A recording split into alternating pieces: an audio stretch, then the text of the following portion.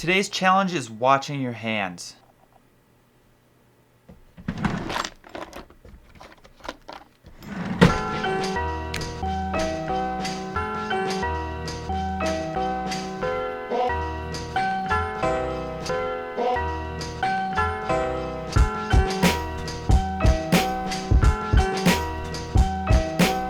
I know it sounds kind of crazy, and I really didn't get it. And then I read about it, and I never really noticed how your hands are like their own entity. They do things without you having to think about it. Think about like brushing your teeth, typing. They almost have a life of their own. They go about doing without you having to use any mental power to get them to do it. That's kind of crazy. So we're gonna try and bring awareness to that today. Most people have two hands. They work together or they can work apart, singularly. They're skilled at all kinds of tasks, all sorts of stuff. Your hands are absolutely incredible.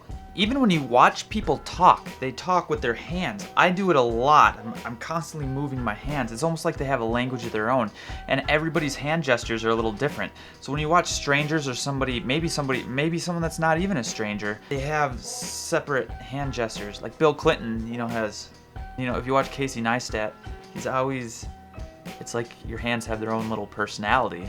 Your hands are doing things when you're not even awake. Let's say you're asleep, you're feeling a little cold, your hands will pull up the blanket over your head. You don't have to consciously think about that. They're just taking care of you.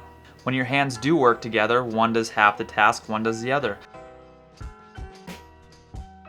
If you peel a banana, one's holding the banana steady, the other's pulling things down. What if you did that with your other hand, throw in that other challenge we did a couple days ago, it feels completely different. So there's this old Zen teaching story, they call them koans. There's this lady who's always depicted with having 1,000 eyes to see every person in need of comfort and 1,000 hands, each holding a different implement to help aid them. That sometimes there's an eye in the palm of your hand. And if you look at old Asian cultures or something, you can often see an eye in people's hands. Well, the koan goes, one day a Zen monk asked a Zen master, how does this lady use all those many hands and eyes? And the master answered, it is like a man in the middle of the night reaching behind his head for his pillow. And the idea is that your hands have eyes for themselves. If you reach your hand underneath a car or underneath a table or a bookshelf or something, you can feel around. You can kind of get a sense of what's under there. You can create that mental image in your head without using your sight whatsoever. You're able to see with your hands. Again, we don't usually stop and think about this type of stuff or even be aware what your hands are doing all the time. The coolest part for me, what I have found over the last bunch of years and even doing these challenges, there's this thing bigger than us that connects everything.